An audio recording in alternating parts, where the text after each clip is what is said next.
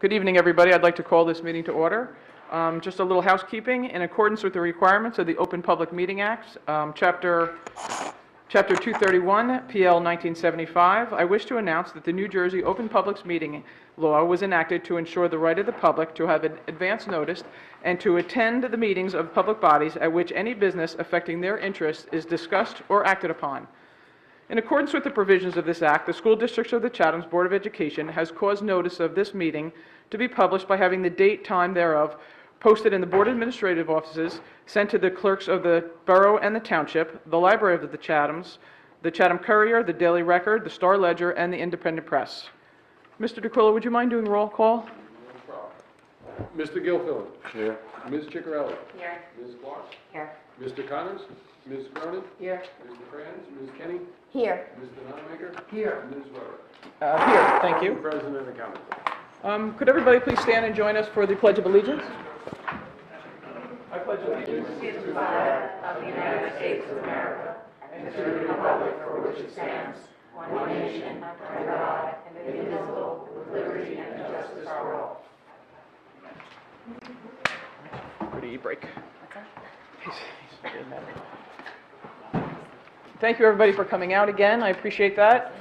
I do not have any opening board president comments. I will have items during board business to share, mostly on the behalf of Mr. Connors, who was pulled away for a wake. So moving right along into the administrative reports, Superintendent Dr. LaSousa, would you mind?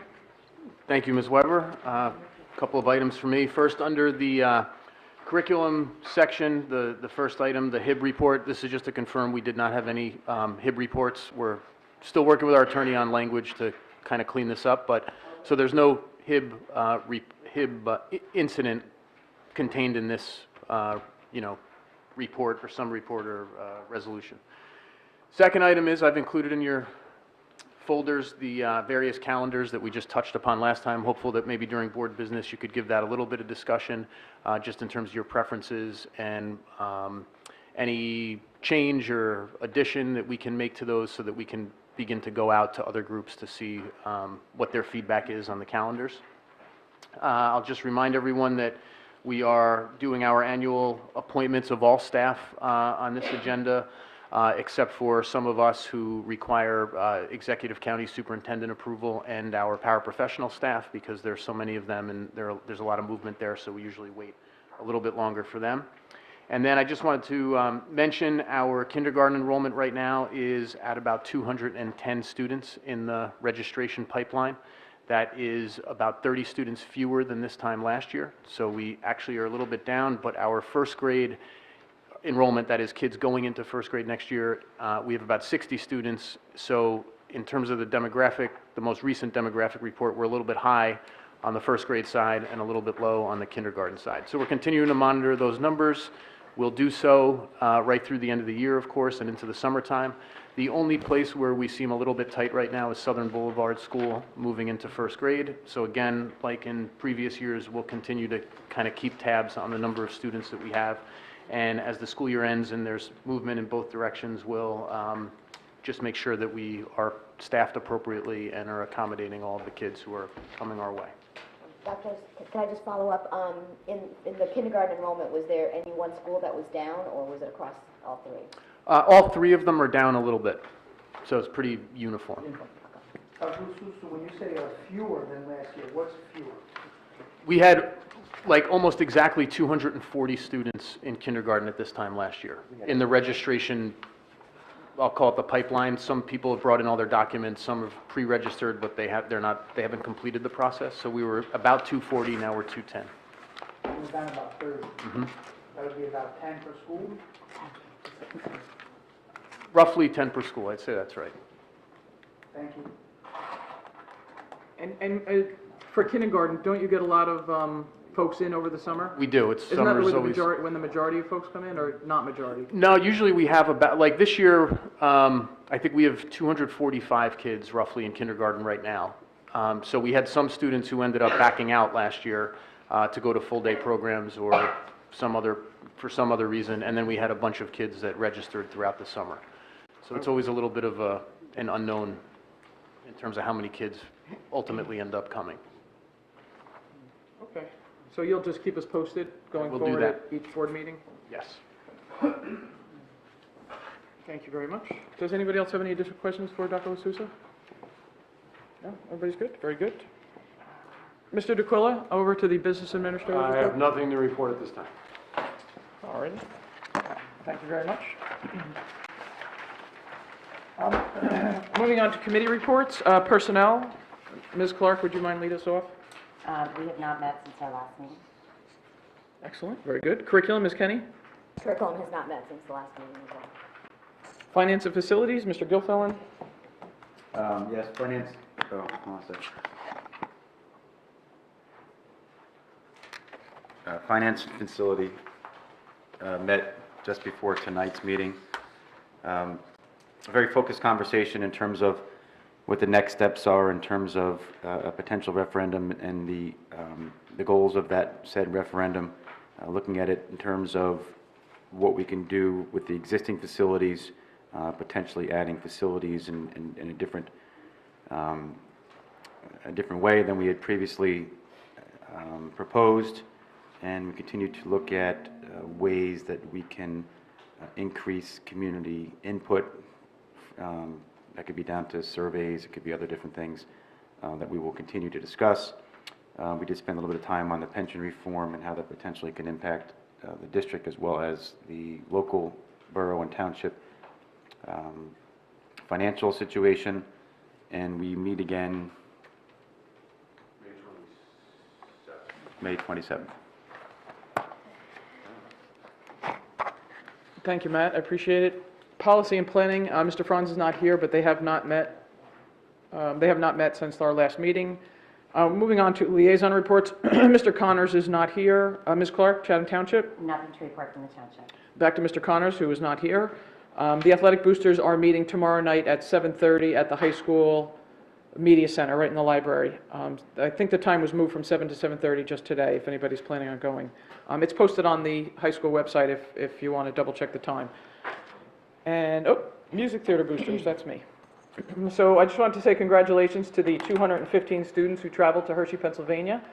It was the high school bands, orchestra, the chorus. They represented Chatham well at the Rose Lehrman Center of Performing and Visual Arts in Harrisburg, Pennsylvania. They presented some prepared programs, and then each ensemble received a master class from the Gettysburg College music faculty, and they were rated according to a very high set of standards. So the wind ensemble, the orchestra, the Chatham Voices, the select choir, each received a gold rating, and then the concert choir, chorus, the symphonic band, both scored a silver rating. None of our groups scored any lower than silver, and the trip, it was an outstanding experience with perfect weather, 215 students, 21 adult chaperones helped with that. They also went to a National Civil War Museum, they had a dinner out, they went to Hershey Park for part of a day. Then on Tuesday, May 5th, the Chatham High School Music Department will be visited tomorrow by a rising star, Taylor Matthews, who was the 5th place runner-up on America's Got Talent in 2010. He's known for his soaring tenor voice and a solid technique as a guitarist, and he's going to work with the students on how to pursue their interest in the arts and follow dreams, and he'll open it up to questions and answers and explain to them, you know, the path that he took and what he's working on now. So again, more from a professional point of view, they get to see how their interest in the arts, they can pursue that further.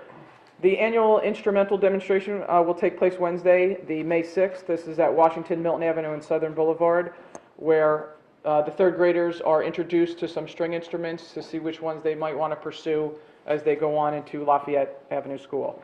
And on May 8th, the district orchestra faculty will present a String Fest 2015, which features all the district violinists and the cellists and the upright bass players, the big giant instrument. The district string faculty, Crystal Geiser, Suzanne Bass, and Amelia Mucci, Muchachi? Yes? Thank you, Mucci, thank you very much. Have created an exciting evening for our orchestra members and their families in grades 3 through 12, with each level featured individually and ending with a combined finale of all the players performing a Beethoven's Ode to Joy. This program will be at 6:30 at the Chatham High School Auditorium. And then finally, on May 15th, the high school theater and visual arts departments will attend the Morris County Teen Arts Festival at County College of Morris. The Chatham High School Artists and Performing Arts will present their best artistic efforts and attend exciting workshops, and also there will be adjudications throughout the day.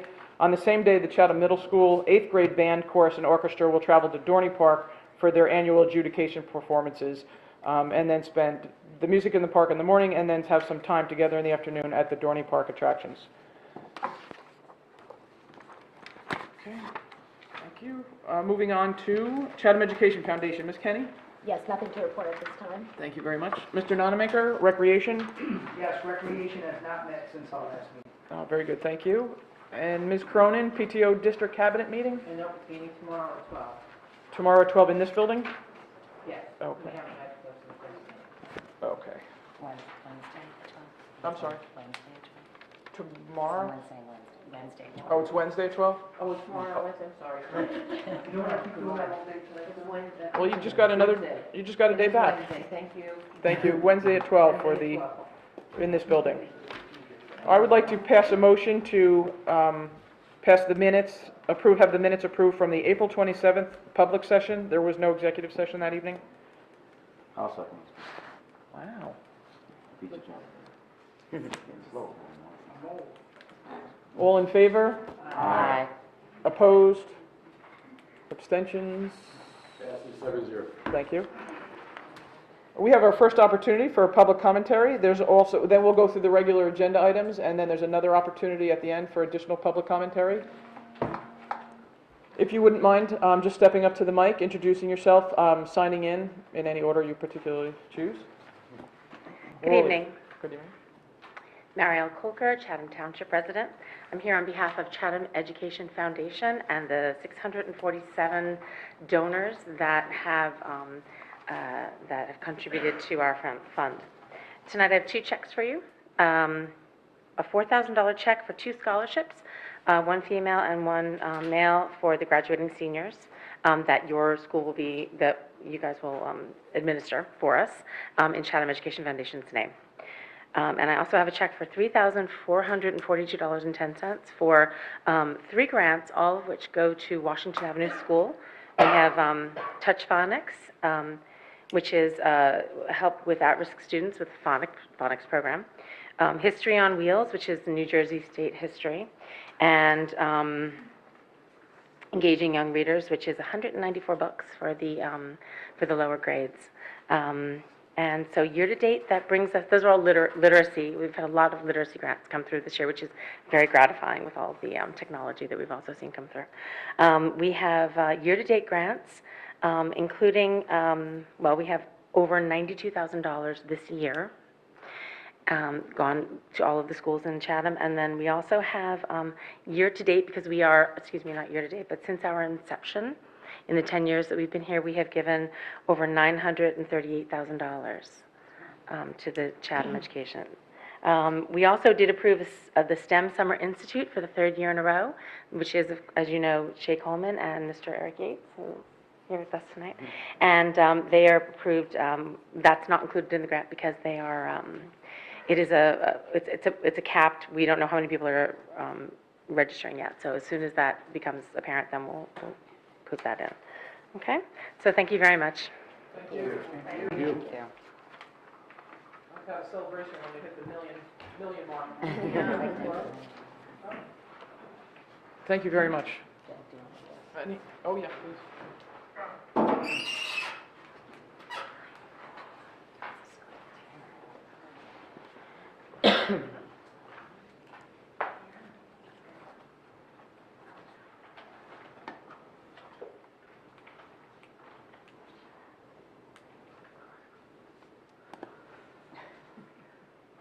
My name is Fran Drew, and I live at 32 Inwood Road in Chatham.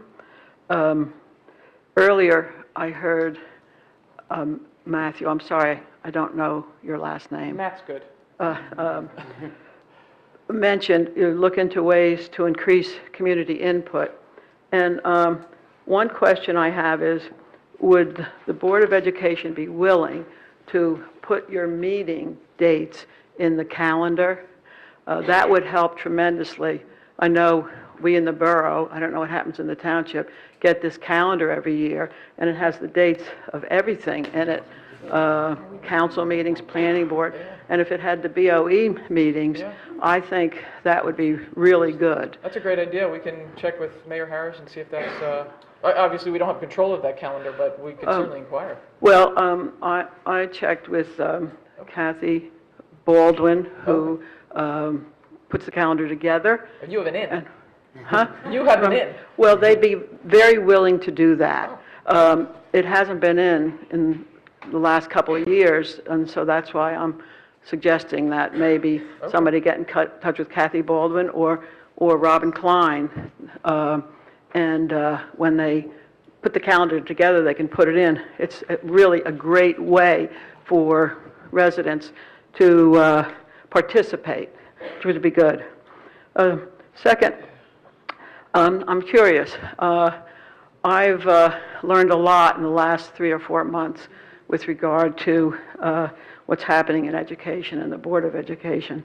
And I'm wondering what law, there must be a state law or a county law, my guess is a state, that the Board of Education, that allows the Board of Education to act independent of local government regarding increases in our real estate taxes and in setting a voting date for your budget and referendums, which is separate from the general election voting date.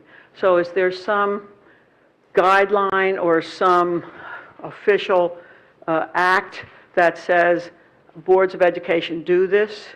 I know in my hometown in Manasquan, where I grew up, the same kind of procedures followed by the board, and I never asked that question, and I'm really curious. Maybe you could tell me how I could find out. And if I could just clarify your question, you're asking why we hold a separate one in April? I'm asking why the Board of Education holds a separate date for voting on your budget and referendum as opposed to putting it on when there's the general election, because then more people would participate instead of low attendance, which is really sad. So there are two parts of that. That's one, setting the date, and the second part is, we learned at a recent Borough Council meeting that the local government has no say in the Board of Education referendum amounts, and can't, and that all impacts taxes, whether lower or higher. So I'm just wondering what legal document or standard or agreement that you follow that allows for that. Okay. Peter, can you help us out with the... Yes, I can. I don't know the exact statute, Ms. Drew, but it is state law that the Board of Ed elections for their budget vote, barring any religious conflict, are always the third Tuesday of April. So that is state law. Also, in the last 2 years, the state has passed a law that the Board of Ed can forego the April election, and only the BOE members would be voted on in November, as long as the Board of Ed maintains the budget within the cap restrictions, and the cap restriction is 2%. So our board is one of 14 districts in the entire state that still continues to have an April election. All of the other districts, which is approximately 550, have chosen to have no April election and only have their board members voted on in November. Okay, could I at some point get in touch with you to find out what statute that is? I will have to dig it up, but I don't Well, know, Pam, but that is the Yeah, I'd be really interested in taking a look at that. not a problem. If you want Okay. to shoot me an email or just give me a call during the day. I'll see you after the meeting, get your email address. Thanks. Two other things. One is, is the board willing to put an interpretive statement on your voting ballot? That is, are you willing to, well, I already asked if you're willing to include the annual budget and/or referendum on the general budget at the time of general election, but this gentleman just answered that question, and I can look at the statute. I'm sorry, Ms. Drew, if I could just interrupt 1 second. You just said add it to the general budget vote in November. I also live in the borough. We don't vote on the borough budget. We never get to vote on it, ever. Not in November. I'm talking about the budget for the education, the BOE Okay, but we budget. can't, you said combine it with the general budget. We Oh, don't well, vote on yeah, the general no, budget. I Unless screwed you up. get to vote. I don't, What I don't meant, get to vote on what it. I meant by that, what Okay. I meant by that is that since there seems traditionally to be a low turnout in April, for whatever reason, I don't know, and there's usually a larger turnout in November or whenever the major voting takes place, would it be possible to move your items to that? But I think you answered that question, and so I'll take a look at the statute and see what, if anything, makes sense at that level. In a nutshell, if the district chooses to have public input on the budget vote, the election is in April. If the district moves the April vote would remain on the Board of Education members and the budget numbers. If the district elects to move to November, the only thing the public votes on is the Board of Education members. There is no, unless the budget exceeds the cap, there is no vote on the budget. So if you go to November, there is no vote on the budget. I know, and I know there's a state cap of 2%. I'm really thinking about referendums, where people don't seem to participate in that. There was a huge participation this time, actually 40% instead of 20%, but I think it's healthier if the general populace of a community understands what you're intending, what you're doing, and has input, and then has an opportunity to vote. That's what. Understood. That's what it comes. Just to add, to hopefully clear up some of your concern and questions, the state also mandates the dates that a district can have a referendum election, which are January, March, January, March, September, and December, and the date that you have your budget election. So which in either case would be April or November. Okay. So the referendum dates are mandated. And the state is doing that. Yes. So that's what I'll do. I'll check with you after the meeting and look to the state for that question. Okay, the last point in question. I attended the Saturday 8:30 a.m. BOE meeting in Chatham High School, and I had an opportunity, as many other people had an opportunity, to make comments on the referendum items. At that time, I spoke about the cost of a performing arts center. I have seen the plans I saw the plans for the Performing Arts Center when the referendum came to a vote. But when the referendum came to a vote, the ballot did not cite money for a Performing Arts Center. It did for an auditorium. So I'm wondering what the plans for the auditorium are. For to renovate them? It just said auditorium, and it didn't say Performing Arts Center.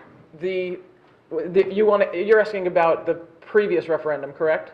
The one that was just voted on Right. and denied. Yes, and so the plan was to build a new structure on the oval down in the middle school. That would have been the Performing Arts Center, and renovations to the existing auditorium would have been converted into technology STEM labs and administrative offices. Do you want, I have the sheet that was written up if you want me to. It came home in the flyer. It was like a 6-page. Yeah, but on the ballot, it just said an auditorium. It didn't say Performing It Arts said Center. improvements at the middle school, I believe. I have that too. Yeah.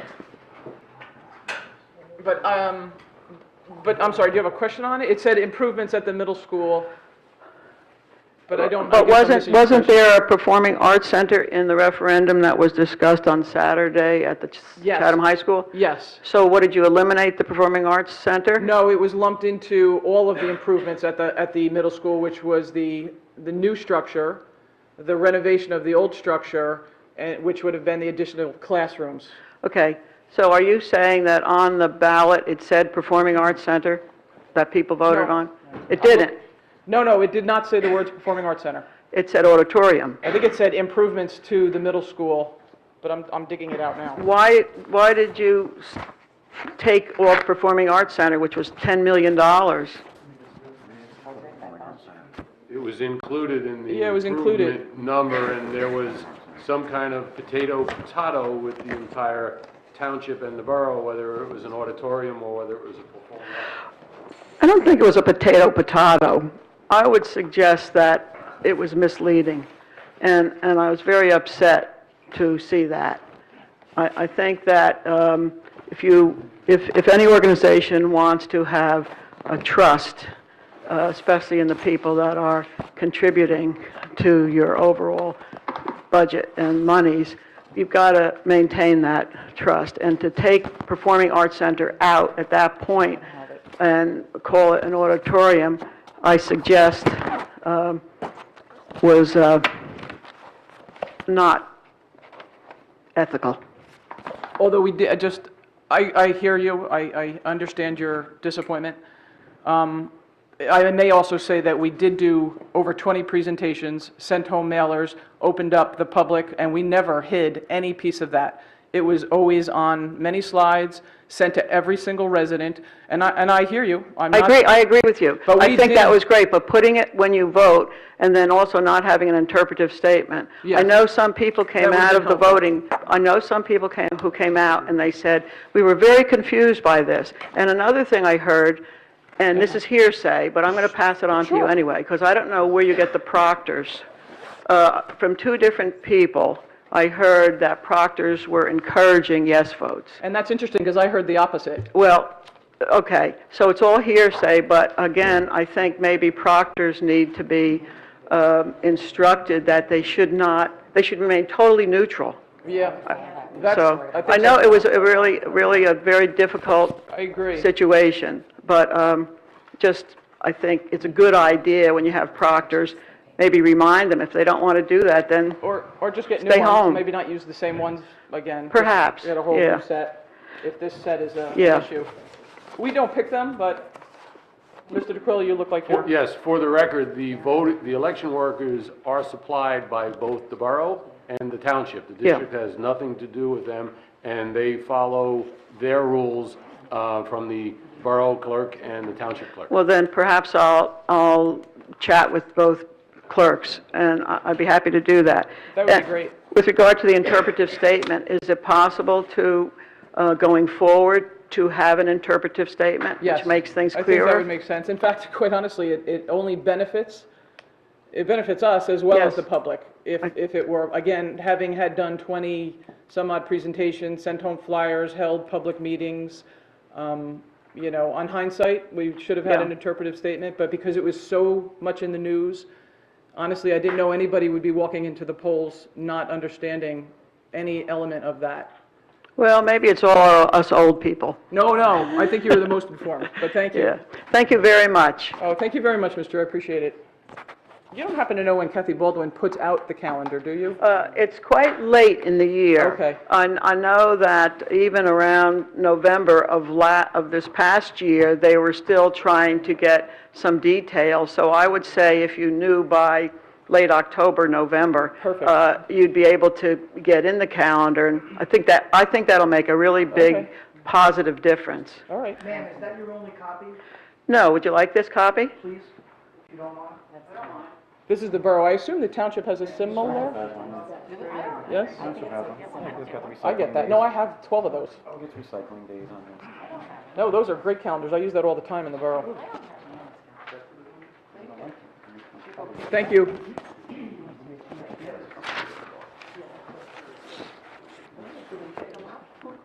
They get mailed to our home at the end of December, beginning of January. They get mailed, and they're also sitting on the counter in the Chatham Borough Clerk's office, so they're right on the counter for if you've lost your copy or need another.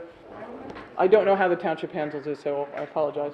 Just as you're talking about the calendar, Mr. DeQuilla, I'm sorry, folks. Mr. DeQuilla pointed out to me that we're required at our reorg meetings or soon thereafter to establish the calendar for the year, so it would be a challenge for us probably to get beyond June of the calendar if the calendar is a year-to-year calendar. Right, but we can, like tonight, we'll know the calendar up until, so the borough can at least post what we know. Correct. 6 months. And then maybe at the last month that we're posted, we could put a note in there, check district website. True. At that point, it would be up and going. It's better than, I mean, better than nothing, so whatever dates we know. Sorry, I'm sorry, Mr. Hall. Jane Devlin, Chatham Township. I'm going to talk about homework, but I just want to briefly touch on what the speaker before me said. I do think there was a plethora of information and very detailed sent out by the Board of Ed and very appropriate, so I don't want to belabor that. But I do want to suggest, because I have worked prior to being Aunt Jane, well over 20 years with senior citizens when I was a social worker. And I may suggest that perhaps when you go forth with the next referendum, that a representative go to the senior center, although you did open it up on that Saturday morning to 8:30. Oh, he did? Oh. Oh, and you did go, okay, because that's one piece of information, and actually all the good information that was out there may have served almost as an information overload, because I don't want to stereotype that seniors aren't in touch with technology. That would not be fair to say that, but I do know many senior citizens still relate better to hard copies and a little more basic information, kind of pen and paper. So that might be just another and different way of communicating with our valued senior population here in Chatham. The other thing is, there was an article, and it was some time ago, it was in March, in the Independent Press, about summit areas, people may have seen that, establishing not so much focus groups to mandate to the Board of Ed how to do their job, but focus ways of getting input from the community that was very proactive. So that article in the Independent Press was Wednesday, March 11th. It was a headline article, and perhaps there's some areas for that the Board of Ed may decide would be appropriate for Chatham, to try to get the Chatham members that are saying that they don't feel represented, their input, that you might be able to get that out there. I certainly feel my input is represented. But now I really want to stand before the board, again, to urge homework and stress be addressed more proactively than the district has in the past. And in fact, moving forward, that it become one of our priorities. A whole school year has almost gone by with very little percent of confidence that this has been on the district's radar. A recent article in the New York Times on April 24th entitled "Push Don't Crush" speaks of insidious messages we send our children. Only the best is good enough, and now not merely excellence, but uber excellence is being promoted, with the bar for academic success becoming so high that solid good achievements seem just mediocre. But the standout part of the article was an editorial written by a junior and presented to her Board of Ed in March of this year. So you could click on the link. The author is Caroline Walworth, and Caroline is on the same trajectory as many of our students. This should be mandatory reading for everyone who comes in contact with children and teens: teachers, educational administrators, parents, coaches, counselors, and I do mean everyone. Caroline Walworth's written presentation was eloquent, brilliant, insightful, descriptive, and saddeningly accurate. She addresses student despair, apathy for learning, competitive insanity, and explains, rather than lacking coping skills, youth simply have too much to cope with, and there is a difference. And they are left, figuratively, gasping for air and lacking time to catch their breath. Articles after articles are on this topic, and clinician studies abound. A quick two examples: a New York Times article in September 2014 and a Washington Post article in November 2012. I am not the lone person who is identifying this issue, although I may be the one voice who is deciding to speak up first in the school district of the Chathams as an advocate in this area. At least certainly I feel like the one voice. Many students, some who may come as a surprise to us, feel more pressured than they will announce because of homework and other academics. That is not because they are dysfunctional or deficit, but rather because we are not allowing for the obvious, that overload will lead to combustion. We are still in the proverbial closet in this area, and our students seem to feel they will let adults down, and even themselves down, if they even hint at being in overdrive. So again, it's Caroline Warwick link in the New York Times article. I'll say it slower in case you want to write it down. Caroline Warwick link, New York Times homework article, April 24, 2015. In closing, I would like to advocate for a total homework blackout for Memorial Weekend upcoming. Our kids may gain more than they lose or compromise. And I want to thank you each time for listening when I come before the board with this issue. Thank you, Ms. Devlin. Are there any additional folks, public commentary? If not, we'll move on to the regular agenda. Again, there's another opportunity at the end, so if something piques your interest. Ms. Weber, let me just jump in. Ms. Devlin, thank you. I have read the article. I have it saved actually in my drive here in Chatham. I read the link by the student. I just want to say this has been on our radar screen. We might not have the kind of concrete plan in place that you're advocating for, but it's something we've discussed on an ongoing basis as an administrative team. Our principals, a number of them have engaged their parent communities about this. We've had monthly parent meetings over the course of the year, some of which, as you know, specifically address this issue. I met with the student assistance counselors last week because over the course of the next month, we're going to be surveying students about this and some other issues related to wellness. So I just want to say it's not that it's not on our radar screen. It certainly is. And we're taking steps to ensure that our kids' well-being and stress levels are manageable and appropriate in the district. Well, thank you. Thank you. That's good to hear. I'll give you time then. Okay, thank you. Thank you, Dr. LaSousa. Moving on to our regular agenda. Personnel items first. Ms. Clark, would you mind with moving the personnel? I move to vote action items A1 through 25. I'll second the motion.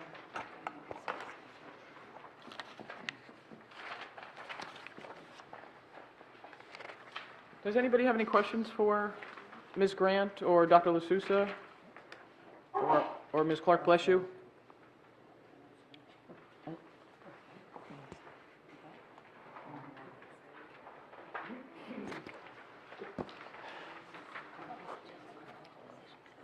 No additional questions?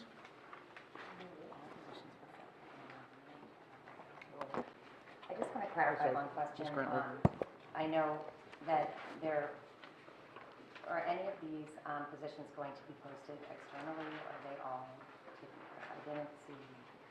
So any current vacancies that we have are posted and we're in the process of hiring. Okay, that's okay. Current positions on here, that's up to your action tonight. Okay, thank you. Are there any additional questions for Ms. Grant or Dr. LaSousa or any of the administrators? Seeing none, Mr. DeQuilla, would you mind? Agenda items A1 through A25. Mr. Gilfillan. Yes. Ms. Ciccarelli. Yes. Ms. Clark. Yes. Ms. Cronin. Yes. Ms. Kenny. Ms. Kenny. Yes. Mr. Nonamaker. Yes. Ms. Weber. I'm going to abstain, Peter. Agenda items passed 6-0.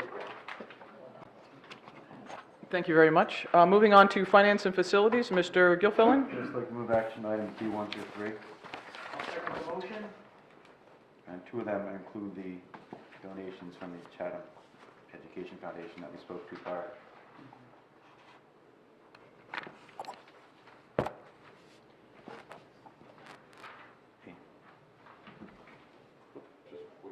Matt, those are the ones No, that it's Ms. great. Coker presented? Yeah. Did Mr. Franz's Bank of America donation grant come in yet? He told me I can't answer that. No, not as of yet. Personal bet. I'm just not sure what he's doing at work. Throw him under the bus. I'm going to drive over to his office and submit it for him. Okay, I just wanted to check, because he asked last week and he didn't see it, so I figured I'd ask for him this week. Okay, thank you. Are there any additional questions for Peter or Mike or Mr. Gilfillan? I ask him every week, it's not. Mr. DeQuilla, would you mind doing the, Agenda items B1 through B3. Mr. Gilfillan. Yes. Ms. Ciccarelli. Yes. Ms. Clark. Yes. Ms. Cronin. Yes. Ms. Kenny. Yes. Mr. Notemaker. Yes. And Ms. Weber. yes, Agenda items passed 7-0. thank you very much. Moving on to curriculum, Ms. Kenny, would you mind? Yes, I would like to move action item C1 to C2 for vote. I'll second the motion.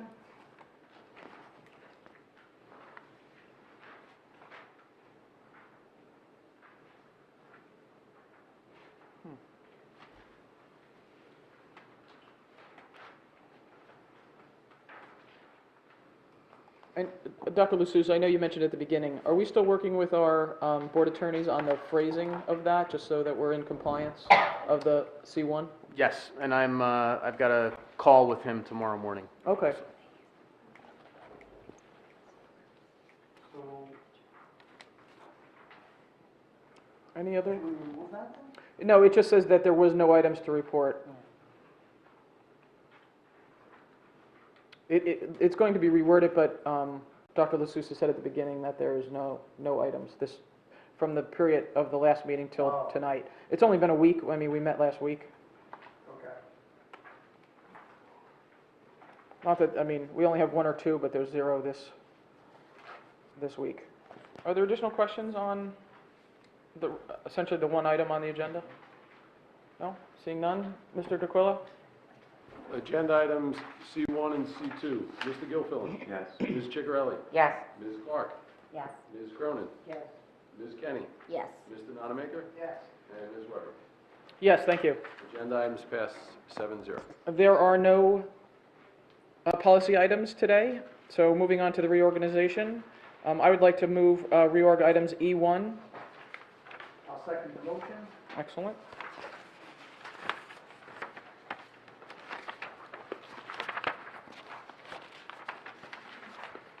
Any additional questions? Nope. No. Mr. DeQuilla, would you mind? Agenda item E1. Mr. Gilfillan. Yes. Ms. Ciccarelli. Yes. Ms. Clark. Yes. Ms. Cronin. Yes. Ms. Kenny. Yes. Mr. Notemaker. Yes. And Ms. Weber. Yes, thank you. Agenda items passed 7-0. So, Ms. Drew, to your point, this is our calendar, but as Dr. Lusus has said, we only know up until June 20th, but it's certainly better than nothing, and hopefully we can establish a pattern where maybe they can put a tentatively scheduled for the rest of the year. So, thank you again for bringing that up. We have our second opportunity for public commentary. If anybody would like to, if you would, please just step up, introduce yourself, and sign More in. business. Oh, I'm sorry, Nabil, my bad. I jumped ahead, I apologize. The Ranger game is on. Yes. I apologize. So board business, I would like to bring up, we have to talk about the calendars first.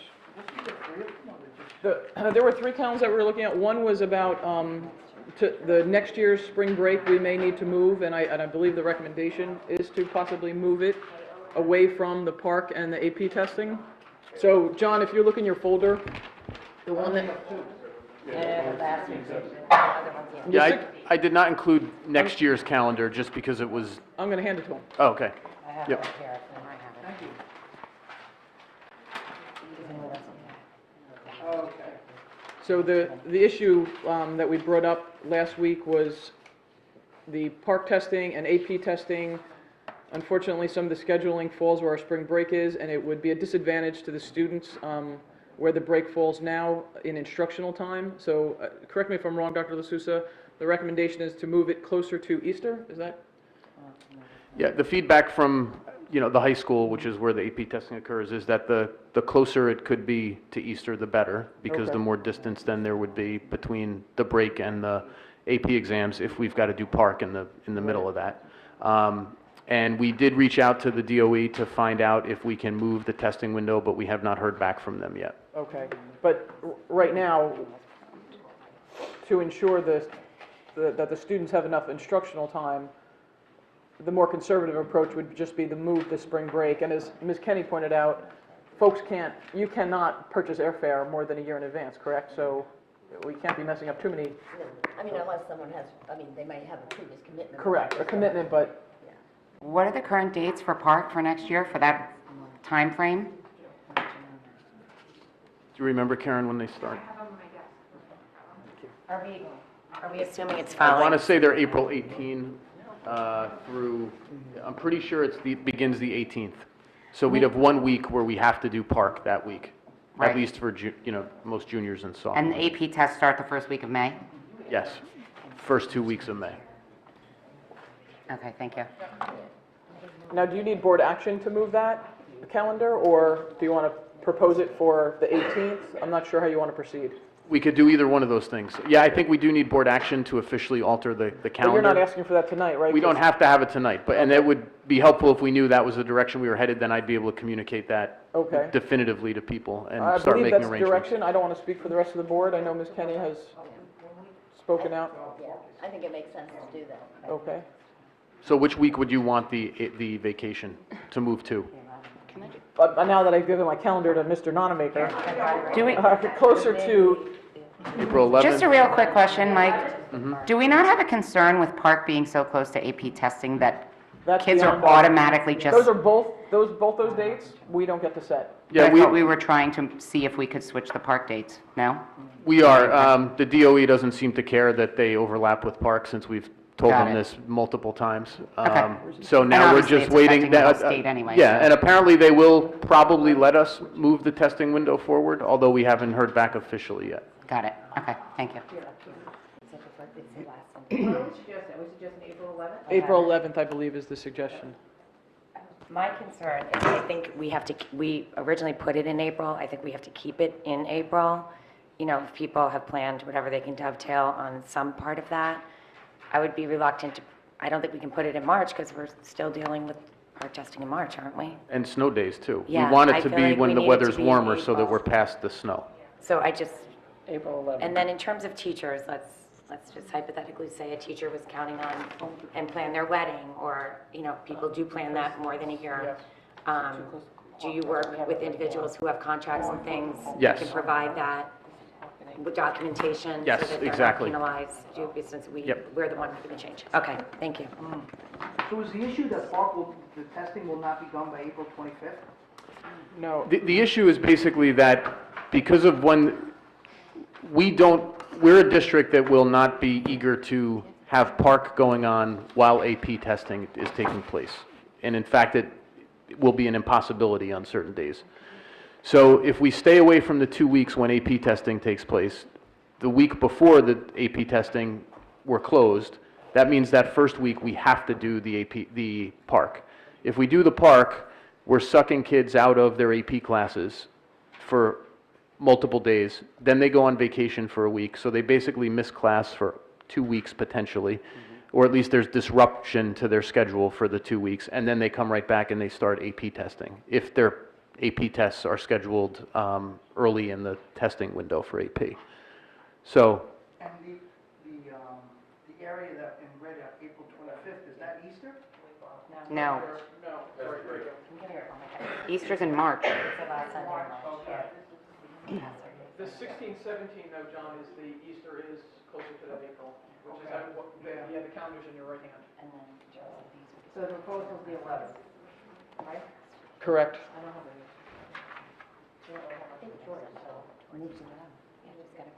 Okay, wait. so if that's the initial, straw poll, then we can go out and start communicating it, and Okay. Do you want to queue it up for the 18th for a that board sounds good. resolution? I think that sounds good. Okay. All right, is everybody good with the administration putting that on the next Board of Ed meeting agenda? Okay, so the week of the 11th? Okay, so then moving on to the 16, 17 calendars, there were two, calendar 1, calendar 2. The significant difference is the break in February on calendar 2.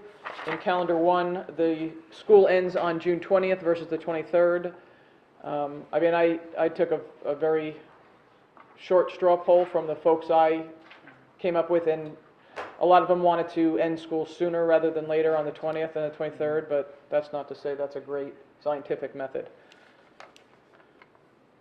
Did these go out to the schools at least for? Yeah, so the way I was thinking was one, if you are comfortable with there being just two options, then we would float those through the PTOs and through other Yeah. groups. If you wanted to make adjustments to one or both of them so that there were 3 or 4 choices, we could do that.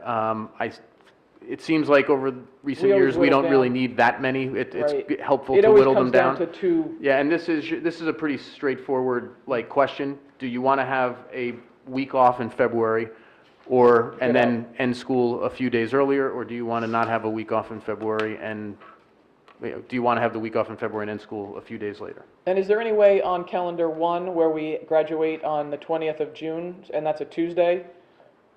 Is there any wiggle room to move that back to the 16th, to bring the kids back for the 2 days? No, it may be too tight. I know we've tried in the past, and in fact, this year, we're graduating on June 19th, which is a Friday. I didn't see a way to do it. Yeah. We can get to the Monday, but this is President's Day. So they would hold graduation on Tuesday? Yes. Yeah, versus a Friday or Thursday. Okay, I just, if people were traveling, it's never, it's not our policy to have it on a weekend night, it just depends on how the calendar falls. The last two, this year and past year was a Friday, the year before that was a Thursday night. But I didn't see any way to pull that into the 16th either. But I thought maybe you had an epiphany over the weekend. Sadly not. Okay. Can I just ask a question too? Sure. March seems to be, like I know this year, the last 2 years, I think a lot of kids were sick. Is there any reason why we don't have any days off in March? Is it just because we can't fit it? Or is there anything that goes on in March? Because we even had a lot of teachers, I think, were out this year too. Right? March was, a lot of people were sick. So, Well, unless Good Friday falls in March, you don't get any day where you normally would be off. So like the February break on calendar 2, you're piggybacking off of President's Day weekend, so you only have 4 days to get to a full week off. So it's just a numbers game, it's just. Yeah, but I think that holds for February. A lot of people get sick in February. That's, a lot of educators like having a week off in February because, it's flu season, Yeah. Seems to make the most sense, too, right? But we can send these Yes, out. if for you're feedback. comfortable with both of them, then we can send them out for feedback. Yeah, I think, Bill, I did have Oh, I'm one sorry. comment. I did feel like it was a little choppy between which one, I'm sorry? on both calendars. Oh, both. You have October 10th off, which is Columbus Day. You come in on the 11th, and then you have the 12th off for Yom Kippur. And I didn't know if there was any way we had flexibility of moving that around. Maybe instead of having Columbus Day off, maybe we'd have the 4-day weekend and have the professional development on October 4th instead. So the kids at least would have, rather than coming in and then being out again. I thought that was a little choppy. Yeah, I agree. You know, Yeah, that's so, what the teachers are working. can't control that. I don't think you can control that, though. well, no, if you could, well, the stock market is open on the 10th. Right. But the banks are closed. But if your function is dealing with the stock market, you are working. So besides, I mean, I'm not sure, not everyone has it off from a work perspective. But we're not beholden to that anyway.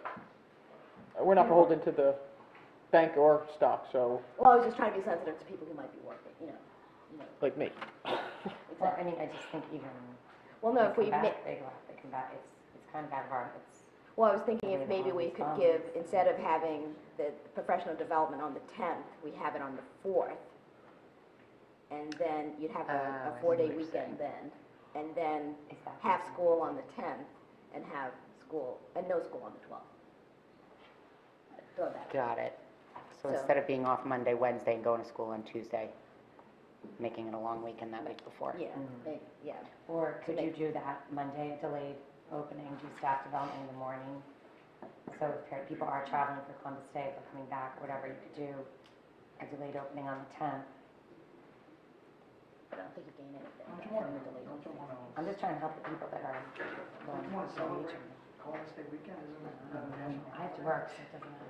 Huh? I have to put a I don't know if it's. I work.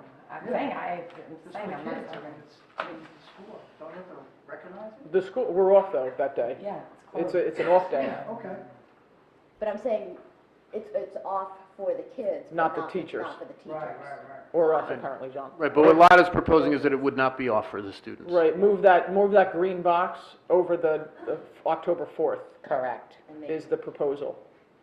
And then you'd have because you'd have you'd have Rosh Hashanah off on the 3rd, have the professional development on the 4th. So the kids would have a long weekend, but the teachers would only have the Monday off. Could we make a calendar 3 with that flip? And just have that flip in it, throw it out to the general population of the schools and see what Okay. people works for them and kind of get that feedback? But can I just comment, when they do go out, since they look so common when they come out and you're looking at them on the scroll, Summary. maybe we could have a little summative information, like, The please note differences? on calendar 1 that there is a February, whatever it is that kind of differentiates each one to draw people's attention as they're trying to make their decision and casting their preference. Thank you.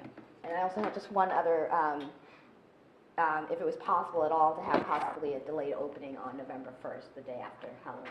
I think with with young kids, it would be nice to have a delayed opening on that day. For high schoolers, it would be a disaster, by the way. For the Mischief Night people, that would be very, very bad. A lot of kids are still well behaved. I think I know nothing. The only thing I wanted to say about the Columbus Day is that I know, because I always work too, but it's a slow day. And a lot of parents are, if That you was work 10 from years bank- ago, and Merrill, we're moving and shaking But since it's you left. still, it's a tough day, because a lot of parents do have off, so, I mean, you can propose it, but I think that's a tough one to take away. Yeah, can we just get the feedback and make that one calendar flip? So you're proposing the 3 calendars, one with that flip, correct? I'd probably do a 4th calendar so that each version has that flip, I see because what you're otherwise, Right, Got with- it. and keeping the February breaks, I'm with you. But if we could have the little summary, a key of some type? Yeah, I didn't want to say that. But, okay, very good. Any other items? I have one item for board business on behalf of Mr. Connors. Mr. Connors was not able to make the meeting, he had to attend a wake. So since, Mr. Carr's not here, but hopefully he'll watch the videotape. Stuart Carr had asked last week about, is the board considering, back to Ms. Drew's point, considering moving the budget vote out of April and moving the elections for the candidates into November. So Mr. Connors asked me to ask Mr. DeQuilla a series of questions that he would like answers to for the next board meeting, which is May 18th, 2 weeks out. So, Mr. DeQuilla, here are my questions on behalf of Mr. Connors, who again could not attend. He would like to know the exact number of school districts in New Jersey. He would also like to know how many still hold the vote on their budgets in April, pros and cons for both of those. He would also like that broken down in K-8 to K-12.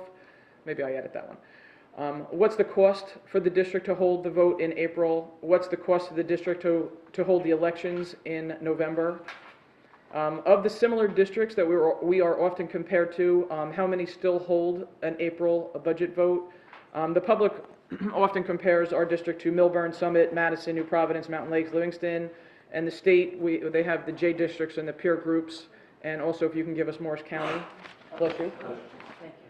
The board, if the board were to decide to move the elections to November, can we then move it back to April anytime in the future? Also, can you provide clarification on if the district stays under the cap, how the voters would vote on any additional spendings, referendums, second questions?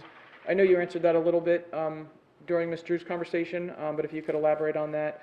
And then looking back to the last 2 questions, looking back historically in Chatham, in a typical April budget vote, where there was no second question, no referendum, it was strictly the budget and also the candidates, what was the voter participation rate?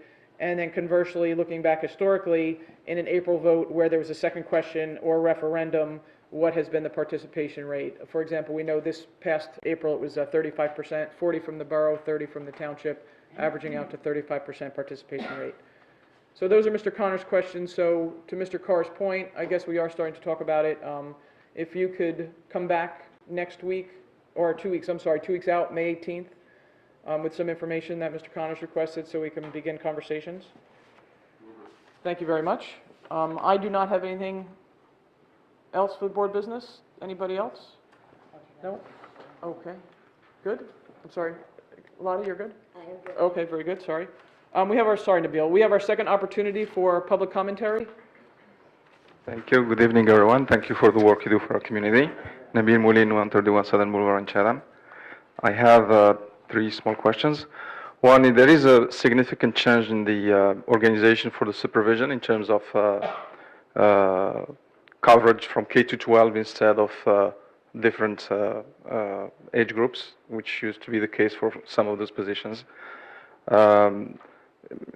Could you share with us a little bit the rationale or the reasons? Go ahead. You want to just finish the questions, then we'll circle back? I can do that.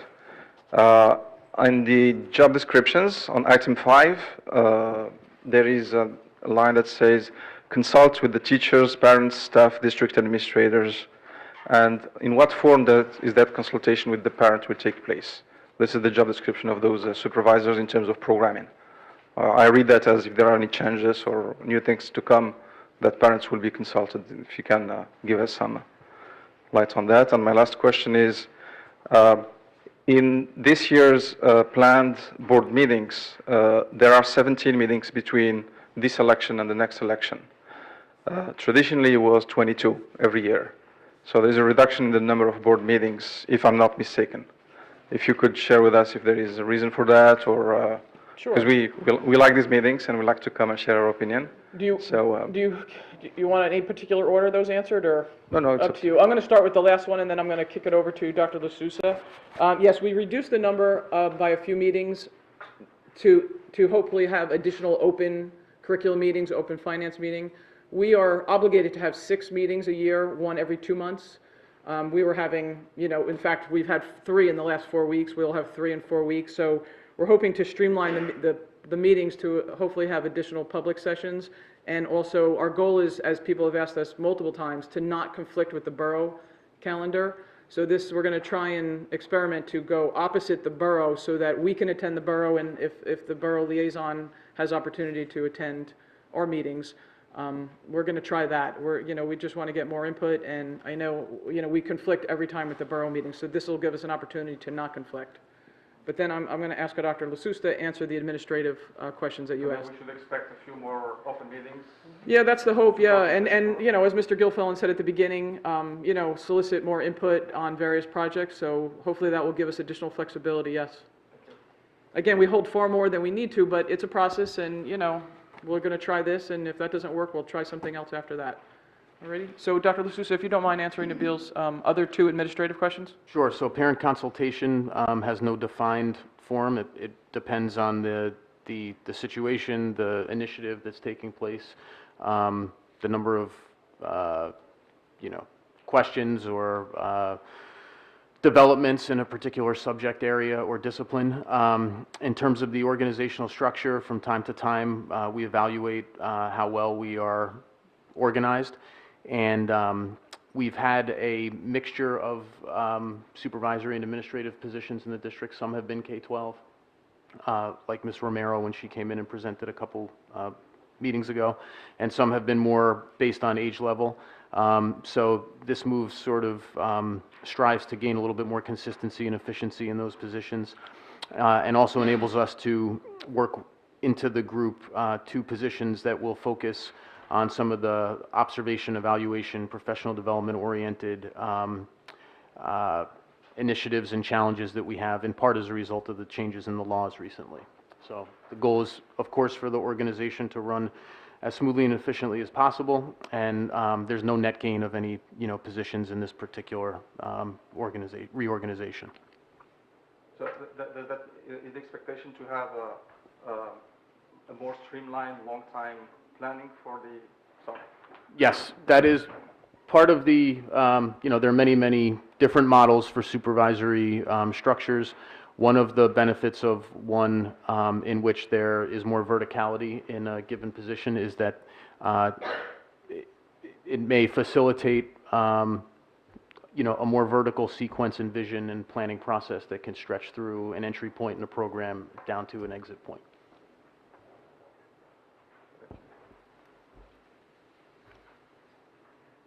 Are there any additional public commentary?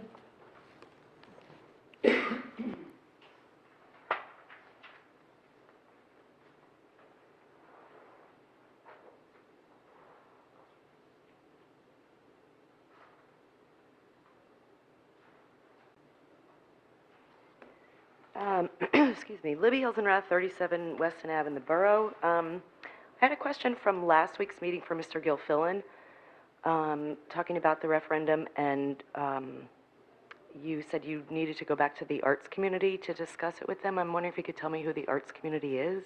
Is it a group or a person or? There's, I don't know how many different groups that support the arts in town, the music and theater boosters. there's Encore. Encore, there's, Certainly the Director of Performing Arts. there's this, the CF has been involved in some aspects of it, so there's multiple different entities that are out there. Okay. And so, also from last week's meeting, you had mentioned that promises were made to that community about either refurbishing the auditoriums or building a new facility. Were those discussions or promises made at these public meetings, or were they at the committee meetings, like finance or? Over the last 10 years, which this process has been going through, there's been numerous comments at the public meetings. There has been presentations to, I think, at the administrative level, to, I've also been involved, and this is years ago now, memory serves, at the committee level, which I then think was presented at the public meeting. So, Which? Oh, yeah, for sure. yes. Oh, for Which sure. public I don't know if meeting? you remember even I seven. can't remember, we'll tell you exactly which one it was, but I can tell you that they've had multiple people represent the different theater groups that come up and have spoken to the Board of Education about supporting arts initiatives. So if I were to go back and look at some of the public meeting minutes, I would find discussions about the performing Yes, arts? I'm sure you would. Okay, Can't because tell you when to look, but there has been discussion.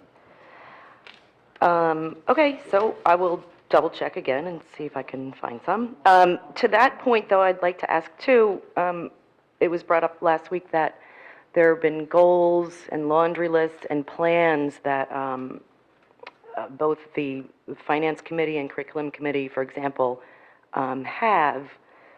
And I was wondering if those are available for the public to see also, or are those just, you know, it was mentioned there was 15 years and 18 years of laundry list of items. I haven't, I believe we can have them, but there'll be like literally a bathroom at Milton Avenue on there. There'll be a, macadam here and there. So in terms of, I believe that would be a public document, wouldn't it be? The wish list that we have. Should be. I don't understand the question, but We have our long-term capital, we have our long-term capital if list. she's inquiring about the If she can long-range see that. facilities plan, yes, we Yes. have a detailed listing of all projects is that that remain in the public scope of the document? district.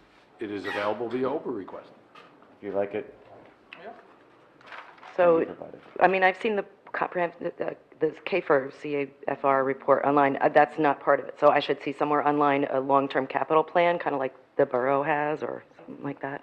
No, the long-range facility plan is not published online. It's Okay. not something that the state requires to be made online. The Okay. district has a lot of information online at the district's option. Okay, long-range facility plan then would be an Oprah request, right? Is That that? is correct. Okay. And I will comment that due to the state's requirements, the long-range facility plans are in a state of flux, because the last one was submitted to the state in 2010. The state is in a state of flux where it was supposed to be done every 5 years and is redoing the software. So a up-to-date one has not been submitted to the state because the state doesn't have the software that it wants it supplied in. So the most current long-range facility plan is 2010. There are district meetings, as discussed in finance, as to other projects. The district has passed resolutions requesting the architect to add certain things to the long-range facility plan so that we could do those projects. And those resolutions would be, If it's a passed Part of the- resolution, it's part of the meeting part of the minutes, meeting minutes, which are okay. already on once the board meeting minutes are approved at a board meeting, they're posted to the website. okay. Thank you. Last question, Mr. Gilfillan, also from the last meeting about pension reform. I think you had said on March 23rd, the NJSBA provided a sample resolution where we as a district could sign on. I have it here. It's called Pension and Health Benefits Reform Resolution that I think you had said the Finance Committee discussed. I don't know, I'd like to know if the Finance Committee has made any decision on this, or if it's going to be raised to the board in general to be voted on. Because that could be, you know, the way I read it, it says you could say the Chatham Board of Ed urges the state not to transfer to local districts the cost for these things. There are a couple of sample resolutions that have come across my desk. One is from NJ, New Jersey School Boards. The other one's from the administrator, the Association of School Administrators, mostly superintendents. There's so few details right now around pension and health benefits. Actually, Garden State Coalition of Schools, I was at a meeting last week, and they're working on talking points and resolutions too. There are so few details that I know most boards are not enacting any kind of resolution opposing the pension and health benefits framework or roadmap as currently articulated. But everyone is waiting to get some actual meat on the bones to see what any of this stuff is going to mean, or if it's going to come to fruition. Right, and February 24th was when the commission came out with their report, right? And there's nothing since then that I've been able to find, other than putting forth something like this, where the school board can say, we're against it, sort of. I don't know if you can liken it to the Pilgrim Pipeline or not. The report is like 50 pages long, 10 pages of footnotes, and there are very few numbers that are actually concrete that would substantiate some of what the conceptual framework is. Okay, is there anything proactive that we as a board or an administration can do to say that, you know, when I found this resolution, I thought it was a pretty good idea. But, you know, to say that we could see this coming down the pike, and how can we address it? We can't, all we'll be doing is making assumptions. There's nothing factual for us to work with from an analytical standpoint. We don't know what the numbers would look like. We don't know what responsibilities are being pushed back to the local communities. We don't have enough information to create any substantiated either pushback or support. We just don't know what it looks like. Is there any timeline as to, I mean, February? Well, they have a timeline that they wanted this passed by July of this year, but I just don't see how that's going to happen. I don't. Okay, so we're just kind of waiting for July, That's and my then own opinion, but I have no idea. I've seen limited follow-up. I did see originally that there seemed to be some support from the NJEA, which has then been, now looks like they're walking away from that support. So it is I would imagine it's politically sensitive, but until we know what the actual cost to not only us, but also the municipalities and how those costs are dealt with, there's nothing much we can do. Okay, so this resolution, you're not going to pursue it. Okay, thank you. Thank you. Seeing no other additional sorry, Ms. Devlin. Thank you. I want to go on record. I think it's unfair to hang on every word this board says and dissect it piecemeal and retrofit it. For example, you said promises. I heard that in a positive way as commitments. Auditorium versus performing arts. A supervisor available to set policy versus hearing that supervisors will have meet with you if you have concerns about your particular child. We're here giving input as citizens, but I don't think that should be inferred that this board is being opaque and not to be trusted. We elected this board. At some point, we need to be trustworthy of the board. That's not us being gullible. And we should have faith and confidence, especially in our educators, such as Dr. LaSousa and his team, that they know what they're doing. And see the volunteers on this board for who you are, bright and dedicated. That doesn't always mean we will agree, but I feel at some point I have to go on record that you're practically being hung in effigy week after week. And to your credit, you do not react sometimes with the same hostility that's being brought forth to you. Only because I think it'll serve no purpose. Thank you. So I think we all could agree that all of us, regardless of what side of a position, are really here for the students' best interests. On a different vein, I do want to also go on record that I agree with Mr. Nonamaker. It's not just about days off, although I see the merits of respite and family. But there is something to be said about patriotism and at least reminding and teaching our students about civic holidays such as Columbus Day or Martin Luther King Day, Veterans Day. So I hope that can be considered with the calendar. Thank you again. Thank you. And that's why we'll put it out to the community to see, that those that'll be, most impacted.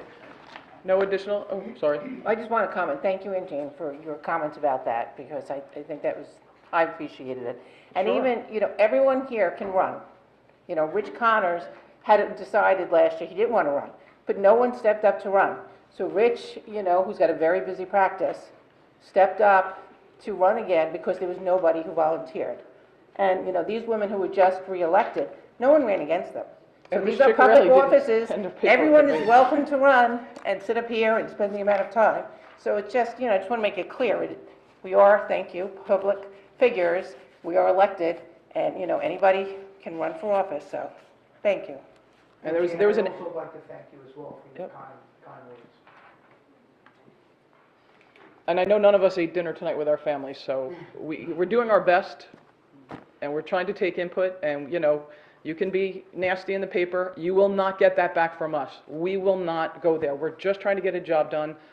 As I look down the board, none of us has anything to gain from it. Certainly, most of our kids, the ladies on my left have slightly younger kids. By the time any of this came to fruition, our kids will be long gone. We're doing this because people on previous boards did this for our children. That's the only reason we're here. And it'll be more and more difficult to get volunteers. We had to beg Mr. Connors to run again. Ms. Ciccarelli signed up late. It was an empty seat, and thank you, Ms. Ciccarelli, for volunteering your time. I hope you don't regret it, but Thank you for saying that. no guarantees, but, so thank you very much, I appreciate that. We have our final opportunity for public commentary here, so you have the floor, and then we'll wrap it up after that. Okay, thank you. Joyce Martinson from the Borough, 64 North Hillside. There was a comment made at the last meeting about the referendum didn't pass, but there were some things on the list that seemed important to myself and many other people. And I was sensitive to the situation where there weren't any plans to renovate the high school auditorium or the middle school auditorium under the safety guises. We heard for weeks that there were safety issues with chairs and broken this and broken that and the ADA. And I'm just wondering, we're not going to find the money anywhere to even work on those two auditoriums at all. I think it's, You need to take it in perspective. maybe of- there's an emergency fund or something like that, or the fact that maybe, then it's got to go, then I don't know why you're not working on sending another referendum out, even just for those. Wait, Ms. Mortensen came in Wait, late, so I'm sorry. she missed- I'm concerned about the safety, if someone does go, there were people fainting and the air conditioning didn't work, or there was items where a wheelchair was not able to go in to a performance, and I just think that you can't deny that has to be done. You really can't deny that has to be We didn't deny that it wasn't done. going to be done. What we did say is we have to go back to the drawing board now and figure out what can be done and how we can do it. Okay, So yes, there is still a desire to fix those facilities. good. You have to remember is that the moment we touch it, we have to make that ADA compliant. So there's a series and a ripple effect of what occurs when you do simple changes. So Okay. we have those safety concerns at Cougar Field as well, in the bleachers. So as I said, I'm not walking away from the desire to upgrade facilities to achieve certain goals. Now, what we're doing, we're not going to be able to achieve goals that we had within these facilities because of the footprint issues and space issues, but there is demand and there is desire to bring those facilities up to speed. As to what that actual plan is going to be, we are back at the drawing board trying to redesign it and come up with the absolute best results possible. Yeah, because I was just concerned about the liability on you know, the school and our town, if someone gets hurt, and it's been mentioned how unsafe they both are, I just think it's, you know, it's an accident waiting to happen, and I'm concerned for the students.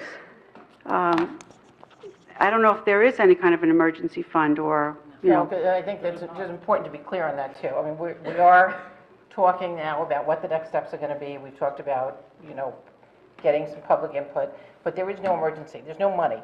So whatever plans we come up with is gonna be coming back to the public. Oh, good, okay. There's no- Well, there's that's no- what, there's no money I that think we that's have. what we want. I think that's what we Yeah, want, So we though. would have to ask for another referendum. And Uh-huh. the question is, once we get all the input, once we talk to the community, once we figure out, you know, what we can do, then we'll come back with. And just, I mean, Another But it involves the proposal. input from architects, engineers. Yeah. Attorneys, then bond people. It's not that easy. It doesn't happen and the overnight. state, it's gotta be approved by the state. Sure. And it's only been 2 weeks, and we, Oh, other yeah. than our responsibilities to the board, we have responsibilities outside of this room. Well, So we are working hard, but, you know, we need time. Okay. And with a 2% cap, as our president always says, that's enough to keep the lights on. I Mm-hmm. mean, there is no emergency fund. There's no crazy strategic planning with 2%. It keeps the lights on. Again, it is words on a paper. I can put down these great things that you're saying that we can do, but there is no money. But then I think we have to prioritize now and work on getting, you know, 1 or 2 items back out to the public, because I do think you have support. I mean, you know, We we didn't want see it, but safety we're in our gonna try. schools, we want safety in our schools, we want We didn't see the programs, report. and we have, you know, volunteers out here that could help the board on some of the committees, if you know, so if you ask for help, you're going to get it. To do what, make the auditoriums, Well, no, I mean, even on your committees, you know, to help, you know, maybe solve some of the problems, and you know, if you opened it up to the public, I think that would be great. Thank you. Very much, Ms. Mortensen. Thank you very much. We're going to wrap up the public meeting. There is no executive session, so I make a motion to close out the public session. Second, all in favor? Aye. Those opposed? 7-0. Thank you. No executive session, so you're free to go have dinner now. Tom, thank you very much again. I'm sorry I didn't get a chance to say thank you last week. Thanks so much.